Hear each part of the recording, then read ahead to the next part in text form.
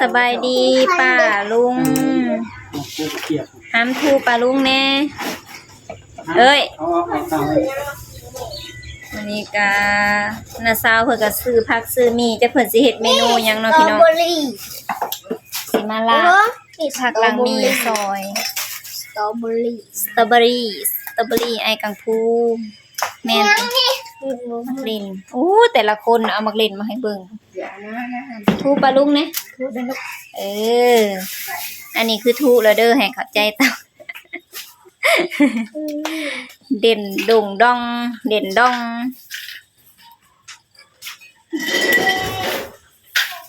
เพิ่นไปตลาดมาพี่น้องเอ้ยว่าสิมาพร้อมกันเพิ่น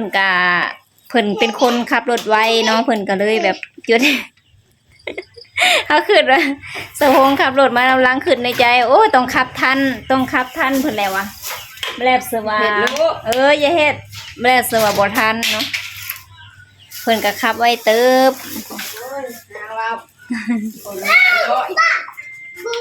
ดังไทยก่อนพี่น้องป้าสีนเพิ่นถือเลขรางวัลที่ 1รางวัลที่ 1รางวัลที่ 2ถือเลขตัวใดก็บ่รู้อันนี้เป็นสีนสันขาลาย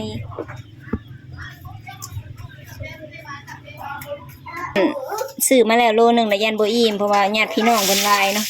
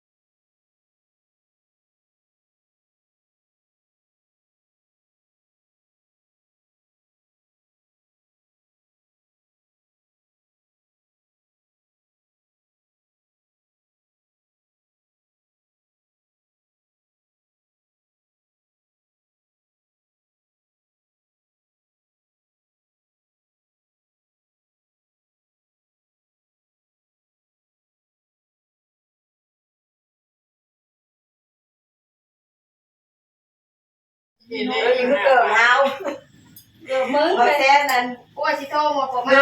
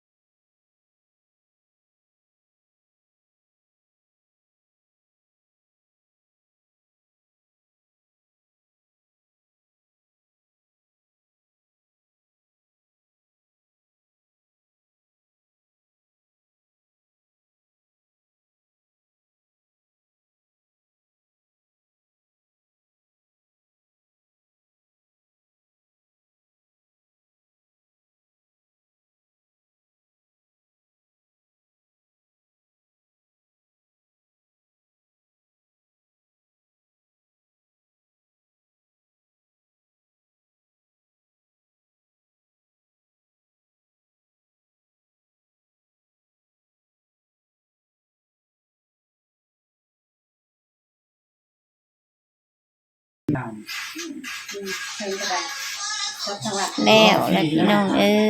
ยพักนะอลิอะโล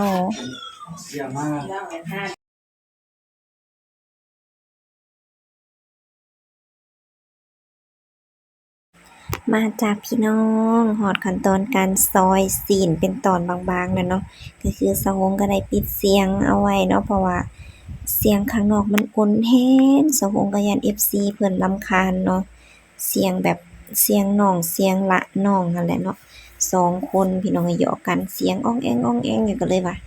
มันดังเนาะก็ย้าน FC เพิ่นรำคาญก็เลยว่าสะหงก็เลยปิดเสียงนั้นไว้ก็เลยพากเอาเนาะพี่น้องคันได้ยินเสียงพัดลมดังๆก็แม่นอันสะหงฮ้อน ฮ้อนแฮงพี่น้องพัดลมเบอร์3ก็เอาบ่อยู่เนาะพัดปึดๆๆๆอยู่ก็ฮ้อนยังฮ้อนอยู่เนาะตอนนี้ก็ซอยซีนเนาะเป็นตอนเป็นซีนเป็นอันตอนบางๆเนาะเพิ่นสิไปเอาไปขัวเฮ็ดแบบสำราเนาะพี่น้องแล้วก็เฮ็ดห่อกับผักนั่นแหละมันสิมีผักตัวสีสะหงล่างมันเป็นผักสลัดกรอบผักผักไอ้หอมสารพัดผักเนาะก็คือได้อันกระโตกคันซามหนึ่งใหญ่ๆนั่นน่ะเต็มเลยพี่น้องเอ้ยเพิ่นซื้อมากะเกือบแสนแล้วผักน่ะก็ได้กิโลละ25-26,000บ่หรือบางอย่างก็แพงบางอย่างก็ถูกนะผักก็ราคาต่างกันอันนี้ก็สิทุบกระเทียมใส่พี่น้องเพิ่นเริ่มสิขัวแล้วหลังจากทุบกระเทียมใส่เพิ่นก็สิปรุงเอาเกลือแป้งนัวใส่ตามมันนั่นแหละพี่น้องสมมุติก็ได้ผิดสี เริ่มสิขัวนี่ได้โตสร้างหันงองสร้างมันบอกเลข จะบอกว่าอันบ่แม่นเลขสิออกอันนี้บ่ว่าซั่นเนาะอันนี้ก็ขั้นตอนการใส่แป้งนัวแล้วพี่น้องใส่หลายแซ่บหลายเนาะน้าสาวเพิ่นก็ช่วยเขาซะก่อนช่วยเขาบ่ต้องไปโฟกัสเพิ่นหลายเนาะพี่น้องเนาะ อาหารแรงมื้อนี้ก็ซีนอีกแล้ว พี่น้องผักนี่ก็ทายแล้วทายอีกแล้วก็ทายอีกจนกระซามหนึง ช่วยเขาก่อนเพิ่นว่าอย่าไปเบิ่ง ล่างสะวงล่างประมาณชั่วโมงหนึงเนาะล่างผัก บ่ช่วยจังได๋เนาะก็คือช่วยเขาก็คือมีแล้วแต่ผู้สิเอิ้ ผั น ก เนาะ แต่ละอย่างก็3-4น้ำ แบบนั้น ล่างหาเถื่อ ใส่น้ำพี่น้องเอ้ย มึงดูให้ลูกกัน นี่ก็คือวิธี นี่นะมึงมีร่างเด้ อันนี้ก็ฮอดขั้นตอนการขัวแล้วเนาะพี่น้องเอาลงเตาเรียบร้อยก็คือคนคนเคเนาะสุกถามว่าสุกบ่ก็สุกอยู่เนาะสุกก็แบบสำลาเนาะพี่น้องก็สิบางเทื่อแล้วแต่ผู้มักเนาะบางคนก็กินแบบขัวแบบมันขัวอยู่แต่ก็แบบมีเลือดหยิบออกมาหน่อยนึงก็คือแบบเกิงๆกลางๆเนาะสุกๆดิบๆนั่นแหละอันนี้ก็ขลุ้นไปเรื่อยๆเนาะจนฮอดจนอันสุกจนพอใจพุ่นแหละเนาะพี่น้อง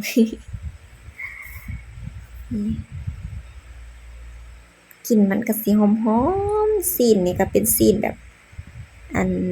มันมีเอ็นมันนำแบบขาลงขาลายมันก็สิหยาบแหน่อันนี้ก็เป็นแจ่วพี่น้อยแจ่วขมแจ่ว แก้ว เขีย ขี้เพี้ยส่วนผสมส่วนประกอบก็หลายอย่างเนาะบ่อยากบรรยายมามันหลายโพด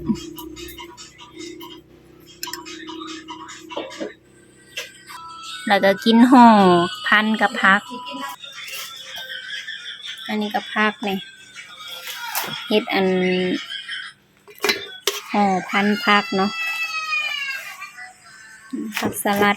กรอบแซ่บๆป้าเราเฮ็ดเล็บใหม่พี่น้องเอ้ยสะโฮงนั่นตั้งแต่เกิดมาบ่เคย เป็นบ้าจนเท่าไรปี บ่ เล เค ย ยเฮ็ดเล็บจัก ในเดือนหนึ่งแล้ว บ่เคยเฮ็ดสีเล็บบ่เคยอันเขาเจ้าน่ะเฮ็ดเล็บจงเล็บเจลของเฮาน่ะยังเฮ็ดอยู่กะย่านเขาตัดอันหนังแล้วมันแสบมันเจ็บ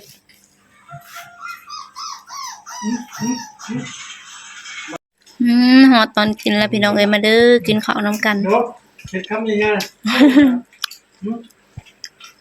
สำหรับคลิปนี้ก็ขอจบไปเพียงส่ำนี้เด้อพี่น้อง มาเที่ยวกันมาซื้อมาเถอะเราคน ปีไปจะรู้จักว่าจะมาเป็นที่บ้านหนึ่งประมาณบ่เดี๋ยวก็จะไปใช้ยัง วิธีกินกะห่อเนาะพัก เผ็ดปะเผ็ดปะ ไปแม่เอิ้น ขายส่งถึง ยุบผักใ